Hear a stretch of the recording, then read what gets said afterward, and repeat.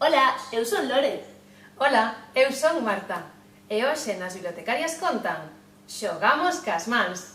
E cos dedos, porque para contar contos existen diferentes maneiras. Todo depende das ganas que teñamos de improvisar e de experimentar. Hoxe queremos ensinarvos unha receita ben sinxela que consiste en utilizar as nosas mans e os nosos dedos para xogar e contar historias. Ademais, seguro que nos lembramos de algún conto que se conta cas mans ou incluso de algunha canción. Verdad, Marta? Sí, Lore. 5 lobiños ten a loba, 5 lobiños detrás da vasoira. Cas nosas mans e os nosos dedos tamén podemos crear historias, como esta que vos vou contar agora de Tamara Chubarovsky, unha gran coñecida pedagoga Waldorf e especialista en rimas con movimento. Imos con ela.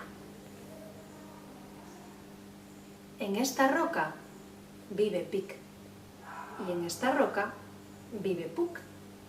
Pic y Puc son buenos amigos, aunque a veces se acarician, otras veces se pelean y otras veces corretean. Pic persigue a Puc y Puc persigue a Pic. Pero lo que más les gusta hacer es coger sus martillitos y tiki-taka, en la piedra y en la roca, con martillos y con brocas, trabajan los enanitos. Rápido, rápido, rápido y despacito. Y cuando los quieres volver a ver, ¡zas!, ya se han vuelto a esconder. Hai contos que recollen historias para ser contadas coas mans, como este da poeta Mar Venegas, editado por Convel, que se titula ¿Jugamos a las manitas? Pía, pía, la gallina, desde el baño a la cocina, ha perdido a sus pollitos, del más grande al más chiquito. Si los llama por el pasillo, pío, pío, aparece así el más pillo. Si los llama dando un salto, aparece así, pío, pío, el más alto. Pero falta el más pequeñito, falta él y su hermanito.